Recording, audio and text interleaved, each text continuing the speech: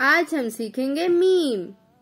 Meme की आवाज होती है और मीम से शुरू होने वाले अल्फाज हैं मीम माल्टा, मीम मोर, मीम माचिस, मीम मछली, मीम मुर्गी, मीम मटर। तो आए सीखें कि मीम लिखते कैसे हैं। मीम की बनाएंगे एक छोटी सी आंख और सीधा ले जाएंगे, फिर जाएंगे नीचे, कम डाउन, और मीम भी लाइन से नीचे जाता है, हालांकि इसका मोटा पेट नहीं होता। अब हम इसकी छोटी शक्ल लिखते हैं। मीम की छोटी शक्ल लिखने के लिए मीम का फेस नीचे को हो जाता है। ओके, अब हम इसको अलिफ से मिलाएंगे।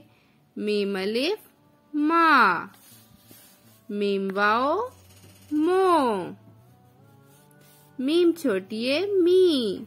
और प्यारे बच्चों, सबसे इम्पोर्टेंट बात है कि जब हम मीम को किसी भी हर्फ के साथ मिलाएं तो यूं लिख के तो रुकेंगे नहीं, बल्कि रुके बगैर ही मिला देंगे। अगर हम रुकेंगे तो ऐसे टूटा हुआ बन जाएगा या फिर यहाँ से खराब हो जाएगा। तो रुके बगैर दूसरे हरूफ के साथ मिलाते हैं।